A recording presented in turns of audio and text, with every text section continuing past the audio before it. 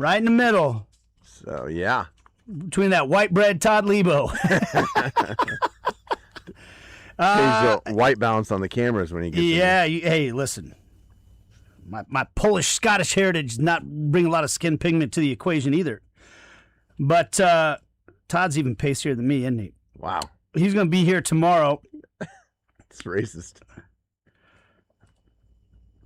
I'm pale-skinned. I don't know what to tell you, man. Just kidding.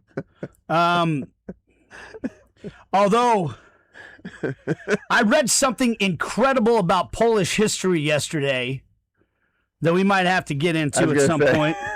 We're not going to lead the show off with Polish history after last night. Let me tell you about the Poles and the Haitian Revolution. Yeah. What a night last night was, man. Blown leads. Blown leads was the story. Which one do you guys want to talk about, huh?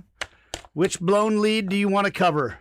Let's cover the one that was more fun to watch. How about that? Let's give the Royals the night off or the morning off for a little bit. I mean, our best wishes to one was historic and one felt very run of the mill, repetitive. Yeah, one was like holy cow, and the other was like again. Yeah, I mean, we saw history last night in the NBA Finals. We did. We saw the greatest comeback in the history of the NBA Finals. Jake, you saw every play of it.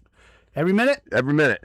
Who did you? Can we tell who you saw last night? We talk about music on this show. Who did you see? I went and saw Trey Estancia, who he's the lead guitarist for Fish and lead singer as well. Deeb's you big Fish guy? The food, yes. You like fish, like trout? Seafood? Yeah. Pescadito? Not really familiar with the band. That's all right. That's all right. It's a little before your time. Bouncing Around the Room was one of my favorite songs. So he played with the Kansas City Symphony. That's cool. At the Hellsberg Center, which is, a sonic gem in this world. The Kaufman building? Performance Arts, yeah. So it was a world-class venue. Oh, yeah. World-class venue, world-class musicians. Yeah. What a night. Yeah, and the Kansas City Symphony is simply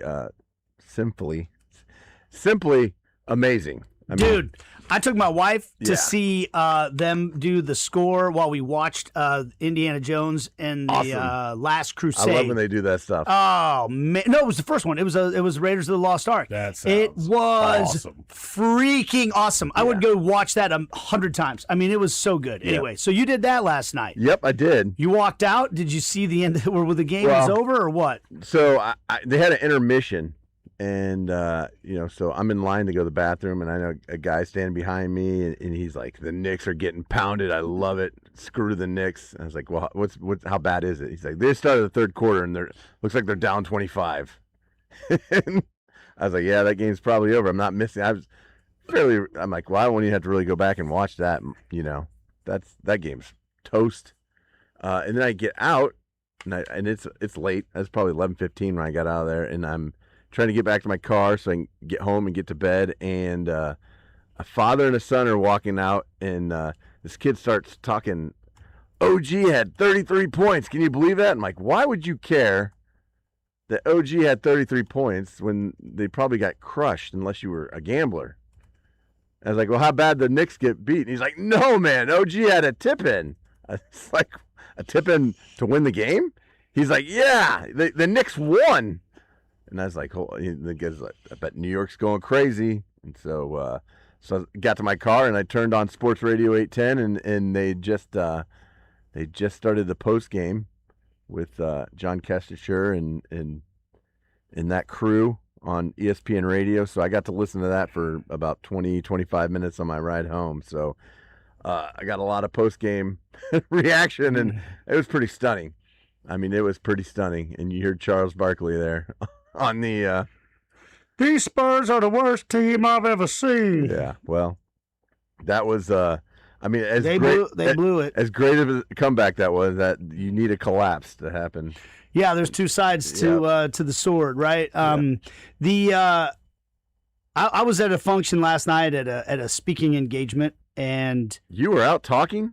I know, it's hard to believe. You do that often? I did 7 hours of live radio yesterday, brother. I did this show. I went straight home. I did 3 hours of Sirius XM FC, the soccer channel on Sirius Radio, for 3 hours after that. And then I went into the speaking event. which was fun. I don't normally like to talk, but I did yesterday. But they twisted my arm. I only mentioned the book one time at my talk. I doubt that. It's true.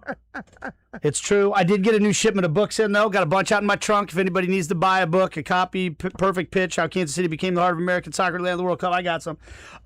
Nate wrote a book. I did. I don't like to talk about that either, but I will. Hey, I'm going to force you to. Thank you. You're so modest you don't ever bring it up. Appreciate it. Modesty, lack of attention seeking, two of my biggest gifts. Humble, really. Yeah, and humility being up there as well. No, listen. So you're watching that with a group of people? We were with a group of people. We had the Royals game on one TV. We had the Knicks game on the other TV. Shockingly, I was talking to people, so I wasn't like super locked in on either game. But we were, it was kind of the thing like, oh, wow, the Knicks are getting torched, But I do remember kind of sparing a thought for, it's the NBA. 20-point leads in the NBA are not insurmountable. I mean, like with the 24-second shot clock and three-pointers, the way everybody shoots these days, like, it's, and OG said after the game, it's a game of runs. I mean, the NBA is a game of runs. And so, you're not out of it even when you're down like that. And so then when the event was over, I ordered myself a ride share to get home. Don't drink and drive, folks. That's right. I was waiting for my ride share. I was like, I'm going to see what the score of that game is, see if it's over. Pull it out. There's put my cell phone out, like, 2 minutes left of the game. We got a game here, folks. Crazy. And 2 minutes in an NBA game is an hour. Right. So, that it takes lasted forever. And it's not like we haven't seen the Knicks have a 22-point comeback in the conference finals. I mean, we've seen it. Yeah. I mean, teams that build that identity, like we talked about the Kansas Jayhawk baseball team. They built that identity for themselves this year where they come back, and they did many. And so it's like, once you know that that's part of your DNA as a team, I think it becomes like a self-fulfilling prophecy because you don't give up, right? Hey, we know we're in this game. We've come back from stuff like this before. They never seemed to panic, and they did. By the way, OG also, I mean, he has the tip in, which is going to be one of the most, especially assuming they go on to finish the series off, it's going to be one of the most iconic moments in New York Knicks history. In New York sports history. Yeah, I mean, fair enough. If you do it in New York Knicks history, that's New York sports history too, right? Right. And it's an incredible moment. The block shot he had to give them that opportunity. Well, yeah. Yeah. Yeah. And hitting 7 threes. How about the idiotic shot taken by Kieran Fox? I mean, what a boneheaded play. Fair enough. But if he thinks he's got a basket, he makes it a 3-point game too, by the way, if he hits it, right? Right. Instead of holding on to the the ball. clock is more important than those 2 points. Having the ball up one is way more important. It's a way bigger deal than But it being still on defense requires down 3. It still requires a guy after they've turned the ball over with 5 seconds left to sprint all the way down the court and make the block. That still has to happen too. Oh, it is an amazing play. Yeah. Amazing play. And he gets so to me, like the image of him sprinting down the court when it looks like they might have just lost game 4, not giving up, blocking the shot, and then he's the inbounds guy. And Brunson takes that 3, and he sprints all the way to the basket, flies through the air, tips it in. They win the game. And I feel like that was the series deciding game. We talked about that before the game yesterday when we were here in the morning, is that it really feels like the Knicks need to win this game. Even though they were up 2-1 going into it, you lose 2 games on your home floor to that San Antonio team, I think you're in serious trouble. It might go 7 games, but you're in serious trouble. Big time. You Especially you're going to go 2 on the road. Yeah. I mean, it goes 1-1-1 there on out. And think of the gut shot it'd be of, we're hosting at the Garden and we lose both of those games. I mean, it was so done up. Yeah. To fall short both games would be brutal. Yeah. And so they win the game. I don't know that the series is over, but it's over. That was, to me, over. It's over. I think it's over. I mean, I do think it's over. Take it to the bank. Yeah, you're not coming back from that. You never know. But probably not. I mean, like sometimes you do know. Jake knows. Dude, sometimes you know. That's going to be a hard one to get over for San Antonio, man. That's you can't come back from 29 points. You can't come back in from the that. second half. Even if they get the next game. I mean, that down 3-1 is the massive pendulum swing of that series on that game. It's So that to me was the decisive game of the series. I mean, it just feels like it. Two of these Spurs losses have been heartbreakers. Game 2, they missed the shot of the buzzer. Yeah. And then, of course, last night, I mean, it's going to be tough for them to. And that's why I'm not going to say it's over like Jake is, just because they did bounce back from that game 2 and they won a game in New York and they damn near won 2. But blowing a lead like that is gotta sting. I mean, man, what a game to watch. I don't know. You never really see New York teams as underdogs. Like, the plucky underdog. But they're likable. Yeah, but I kind of see this New York team as both. Am I wrong about that? Like, I am wrong? No, I'm agreeing with you. They're a likable underdog team. Like, they got Seinfeld. They still have the smell of the Knicks for the last 25 years. Yeah, so it's the other shoe's going to drop. It's not dropping. Yeah, like I think as a Chiefs fan, you can identify a little bit. Like, hey, man, it was 50 years of either just being terrible or blowing it in the playoffs, right? And that's what it was to be a Chiefs fan for our entire lives until they finally won. And that's why that first one to me will always be the biggest of the Chiefs' victories in this era, because it totally changed what it meant to be a Chiefs fan, right? Yeah, if you ask any Red Sox fan which World Series is their favorite, I think they're going to tell you it's 2004. Yeah, I got to go to Game 6 of that World Series, by the way. I sat way, way up in the bleachers on the left field side, the bloody sock Kurt Schilling game at Yankee Stadium. And ALCS. ALCS. Yeah, the ALCS. I'm sorry. Yeah, that was, to me, that was the big moment, because they were down 3-0. They came back and won to get over the hump against the Yankees. But then they went on to win the World Series. Yeah, like this Knicks team, they're trying to break almost a curse type thing. They're trying to do something that hadn't been done in New York. They're redefining a franchise. A franchise has been known for failure. But that's also why they made that giant move of firing Tom Thibodeau last year after they made the conference finals. Yeah. I mean, you fire your coach after you make the conference finals. Like, the only next step is to make the finals. Yeah. So, I mean, and they're kind of showing why they did that. And it's Mike Brown has been a genius. Yeah. With this team and getting this team to play the way they do and having this identity. I mean, that starts with him. I mean, getting to Cat. Cat is a completely different player under Mike Brown. And then letting Brunson lead this team.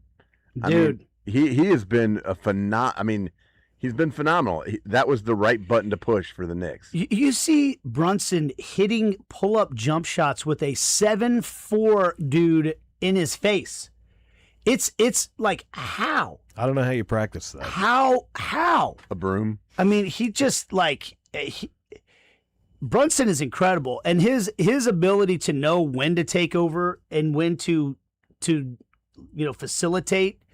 I think that's always really been a difficult, that's been a balance. It's hard to see scoring point guards in the NBA historically who know when to be the facilitator and when to be the guy that goes and gets the basket.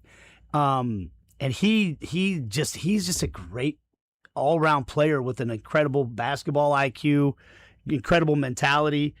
But let's talk about OG Anunoby, man. 33 points in the game. He goes 6 of 6 from the free throw line, 7 of 9 from 3.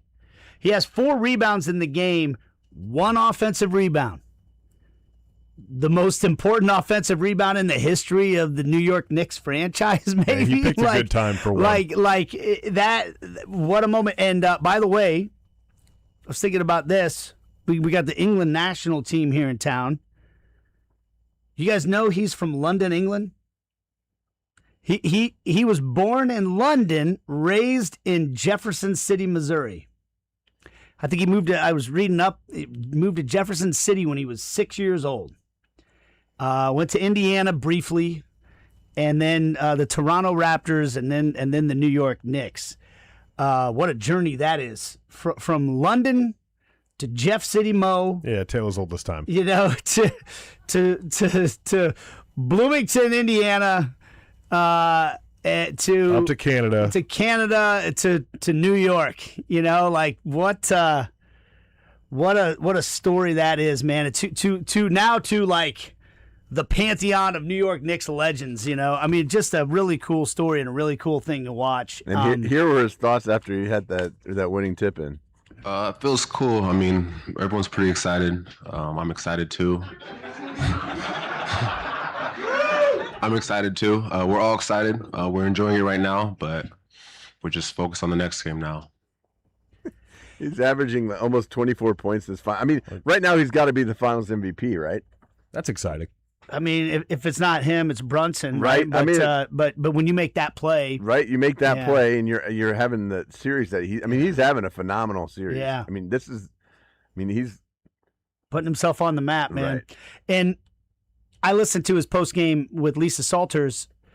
By the way, the game before the post game with Lisa Salters and Wemby looked like a skit from the Muppets. Like her arm is just sticking up, like you can't see anything but her arm reaching as high as it possibly can to get there. She actually fit in the frame with Anunoby. But that's him right there. He clearly a guy of few words, very matter of fact. You know, she was like, "How did you guys do it?" She said, "Well, he said basically, well, we never gave up. You know, we know it's a game of runs. We're in it," and that was it. He was just very, and it's a weird thing about like when you know these sports where the finals are a series, you get the biggest win of your life and you almost can't afford to get too excited about it because the job's not done yet. You know, you can celebrate. I mean, that's one of the things I really remember about covering the Royals clubhouses in their wins in 2014. I don't think I was in the clubhouse for some of the games against the Astros, but not against the Mets. But in 2014, when they won some of those games, I was doing interviews with players, and it's like celebratory. We won the game, but we haven't won the series. You know, that's what we're trying to win, not the game, the series, you know. And so there's this weird kind of, we're happy, but we got work to do. We got work to do, you know. Job's not done. So, although Jake says job's done, job is done. They're done. Bank on it. Spurs, it's over. All right, hey, listen, we'll play some more sound from that. We will talk. Hey, best wishes to Seth Lugo. That's the biggest thing about that. That was scary, man. 106 miles an hour, line drive right back at him, and he got back up. And I'm not sure he knew where he was. It was kind of like when I took that left hook from Danny when we were at the boxing, when we were sparring at title boxing, and I found the ropes, stayed on my feet, but it took me a few seconds to figure out where the hell I was and who would answer that damn phone that was ringing. You know, that was scary. But he stayed on his feet, and I mean the batter, Brandon Nimmo came running over to him to check on him. Their former teammates. Hopefully everything's okay there. And you hope that's also another kind of thing, you know, that can scar pitchers when they take a line drive back, you know, at them like that. Sometimes it can mess you up in the head because all of a sudden you're thinking about that when you're pitching. So hopefully that's okay for him.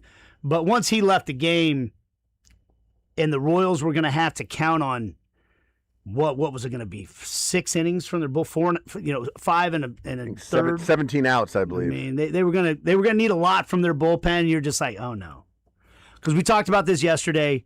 You can nitpick at Q all you want because he didn't push this lever or pull that lever or push this button in the bullpen.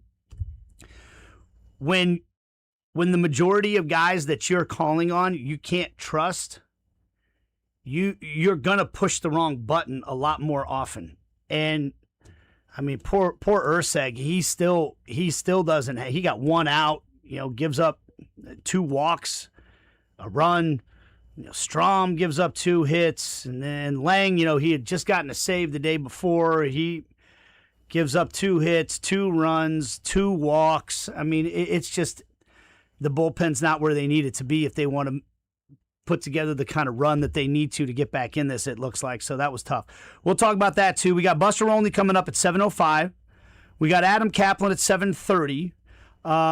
We think Gehrig and Sherm. Sherm's not in studio though. Nope. Sherm will be on the telephone for the first segment. Okay. But just that, and then he's leaving. What's he got going on? Not sure what his story is. He just said, He just found out he just I was said, here, I need the hotline. Yeah. Okay. So, Uh, and then Garrick had some choice words for him. nice. Because he's left in studio by himself with me. I believe so. Jesse Newell at 9:05 and Jeremy Fowler at 9:30. So we got a busy show. And by the way, the World Cup starts today. I brought Jake a scarf. He did. He did, yeah. For in Mexico, El Tri. We're giving those away in the Power and Light District today to people to come down and watch it. Fan Fest opens up today. Power and Light's going to be rocking. It all starts. We'll talk about that as well. We'll hear some Chief sound. We heard from Chris Jones, and we'll hear from him some more as well as the show goes on. And the day was so massive yesterday that even a mention is that Patrick Mahomes added 2 years to his contract and now is going to have $500 million contract. So just that's a side note with everything that's going on. Yeah. So whatever they're paying him, it's not enough. That's true. He deserves more. I'm glad we got 2 more years of Pat. Hey, you know what? Locks him up to 2033. And that, yeah. Peyton Manning left the Colts at the end of his career. It happens. Sure. Montana. Tom Brady left the Patriots at the end of his career. Joe Montana left the 49ers at the end of his career. It can happen. It usually Matt does. Ryan left the Falcons. I don't want to picture Phillip Rivers. Patrick Mahomes in any other uniform. Very good analogies. I think I agree with both you guys on those. Same thing. Right, yeah.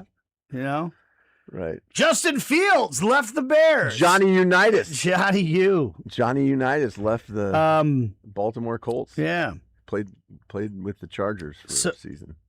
So we don't take for granted having Patrick Mahomes here. That's what we should get back to. And then maybe at the end of let's not even talk about that. Right. 2 more years. 2 more years for Patrick Mahomes. So big news. Locks him up to 2033. Let's go. 2030. Who knows where we'll be in 2033? None of us know. The polar shifts going to happen. The polar shifts are going to keep going. We'll take a break. Back after this on New Day with SSJ.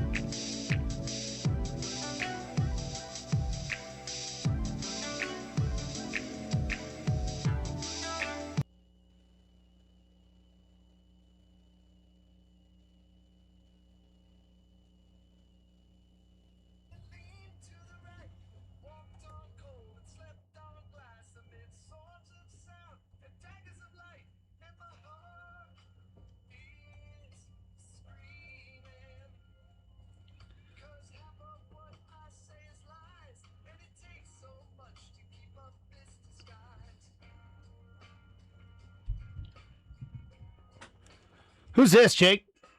Is this your guy? This is Trey Anastasio, yeah. Okay. Solo stuff. But he played a lot of Fish music last night, too. It was great. So I learned a lesson yesterday, Jake. I was telling Deebs about. So did you make a mistake? I did. I've made many in my life. That's when you learn your lessons, right? That's right. That's they're absolutely necessary in life. Mistakes have to happen. In order repeating them done. Yeah, but I feel like a lot of times I need to repeat mistakes a few times to really have that lesson sink in, and that's okay. Yeah, that's just a reminder. You know, well, that's how you judge a person's intelligence level. How many times they got to make mistakes before it sinks in? That is correct. Yeah. Well, I'm not that smart, and I never claimed to be. And sometimes people can try to teach you from their own mistakes, but you almost have, you have to do it yourself. So Pete Holmes, the comedian, has a bit about like Q-tips and all the things they say that you can use a Q-tip for. Right, except sticking it in your ear. Except sticking it in your ear, because they're like, you're not supposed to stick it in your ear. You go around the outside, bud. Well, I've heard from many doctors that those Q-tips, it feels great when you get that earwax out of there and everything, but it's actually bad for you. Compacting it in. Yeah, well, for the last 4 days, I could not hear out of my right ear. Oh, boy. And it was because of using a Q-tip, and I was trying to get some wax out of there, and I apparently packed it all in there. Yeah, that'll happen. I had a terrible ringing in my ear, and it felt like the right side of my brain was underwater for the last 4 days, and it just, there's been so much stuff going on that I haven't had a chance to go to a doctor to see about it. And yesterday I went to urgent care. To their credit, they had a thing set up where they were like, it's an hour and a half wait, but if you put your name in, we'll text you when it's close to your turn. Okay, so I put my name in, run some errands for an hour and a half. They text me, I come back, sit in the waiting room for another hour. Then they get me back into the doctor's room, and I see a nurse, and then I sat there for another hour, and then I had that function I had to be at, and I just had to leave. I was like, oh, God dang it. I just wanted to get this freaking thing over with. I was not happy. I get home, my amazing wife, the problem solver, the intelligent one in our family. She flushed it for you? She got one of those. It looked like a torture device, but it was put some medicine in there that broke up. Yep.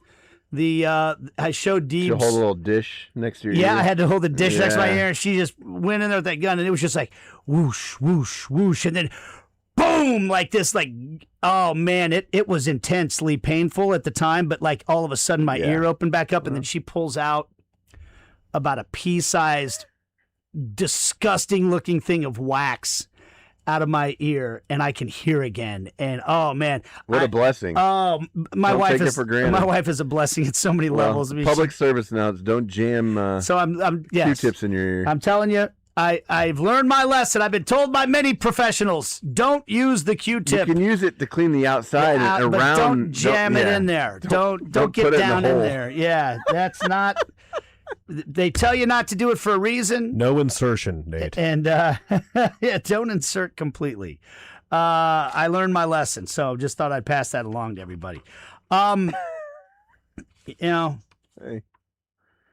That's probably a side of intelligence too, is when you actually take advice from experts that know what they're talking about. I know. Be careful. I'm not going to do anything bad to my ear. I know what I'm doing. There's a lot of people that are labeled experts. Well, that's true. I don't know. Use your own intuition. Deciding who to listen to and who not is also probably a good form of intelligence. Sure. Discernment. Yeah. Well, listen. My dad would always say, consider the source. That's right. Consider the source. I got a busy day today, Jake.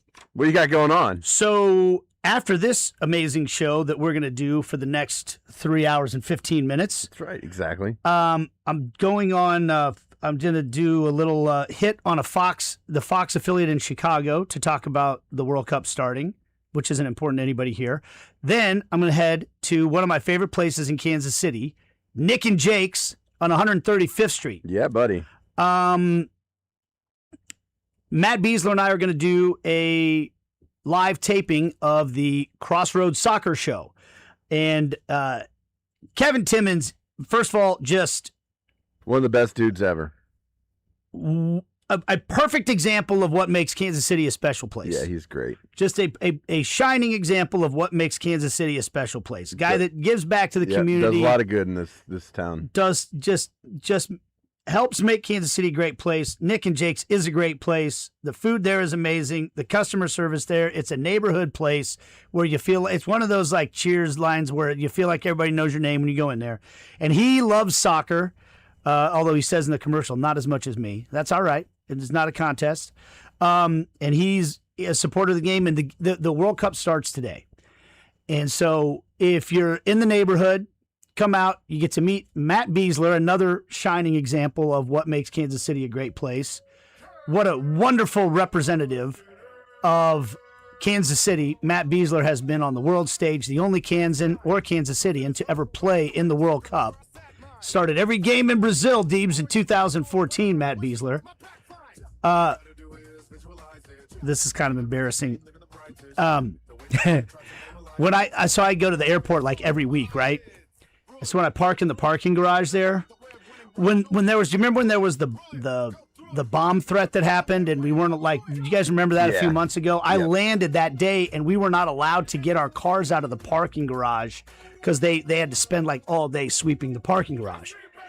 And so I had to have a neighbor drive me back to he was going to the airport the next day, and he took me to drop me off. And he's like, what floor are you on? And I said, I'm always on 5. I always park on 5. And he goes, why? And I said, before I even realized how much of a dork this makes me, I go, well, George Brett and Matt Besler. Well, duh. And he just looked at me and goes, what's wrong with you? I would too. And I was like, I never remember what floor I park on if I park on a different one every time. And if I park on 5 and I got tired of taking a picture of my parking spot, if I park on 5 every time, I know the two great Kansas Cityans, Matt Besler and George Brett, are number 5, and I will never forget what floor I'm on. Is that stupid? How do you think I remember my garage code? Jersey numbers. It's Alex Gordon, Joe Montana. I mean, don't tell people that on the air, They don't know where I live. They don't know where I live. They don't know in order, though. I'll just turn it off. I'll unplug the whatever. I mean, I remember every 4-digit code is 2 football jerseys, you know? It's like, oh, that's Lester Hayes and Marcus Allen, you know, or whatever. Yeah. See, that's... I mean, one would be just as easy, too. Well, I don't know that there's not usually spots on one. Okay. You know? Yeah, sure. I get it. There's usually spots. The higher up you go, you can count on there being spots. And so, anyways. Yeah. Matt Besler, number 5. Number 5 in your program, number 1 in my heart. And he's going to be doing the show with me today.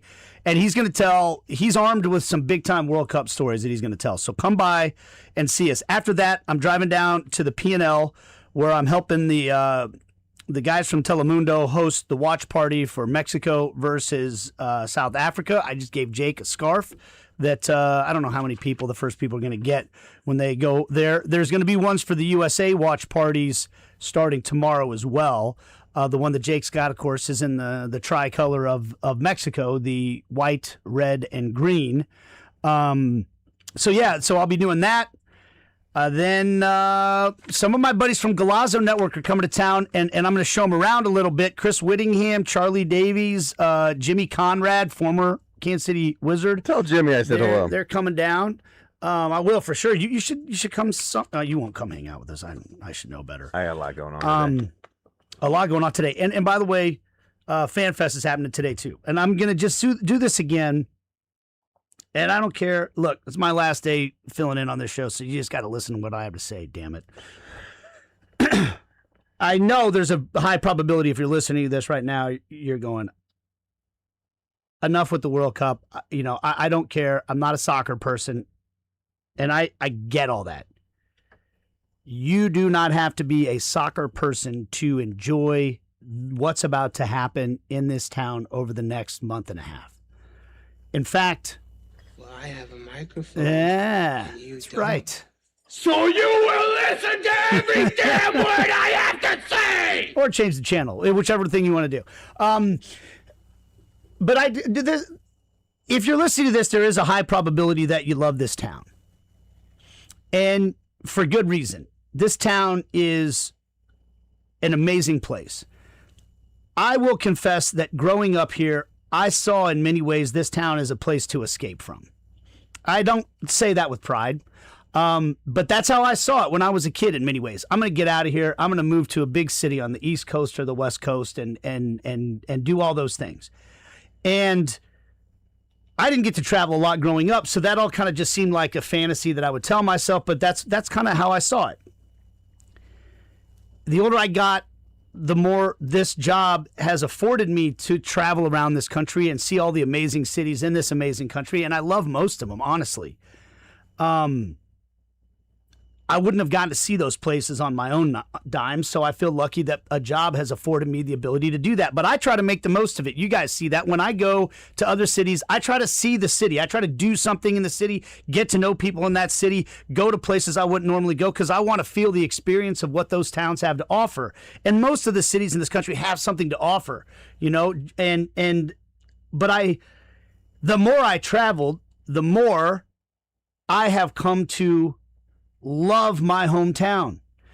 And it doesn't mean I don't like those other places, but the more I'd like, oh man, I'm so stupid growing up, not understanding, you know, what a great place this was that I'm from. And this is, and one of the reasons that this town is so great is because this is a city that historically, this is a city of pioneers. You know, there's a reason that when you go downtown, you see this big statue of Lewis and Clark overlooking Caw Point. These pioneers that were trying to do something, you know, that nobody else had done before, or at least discover things that hadn't been, and come up with ideas and be brave enough to try things that other people thought was crazy.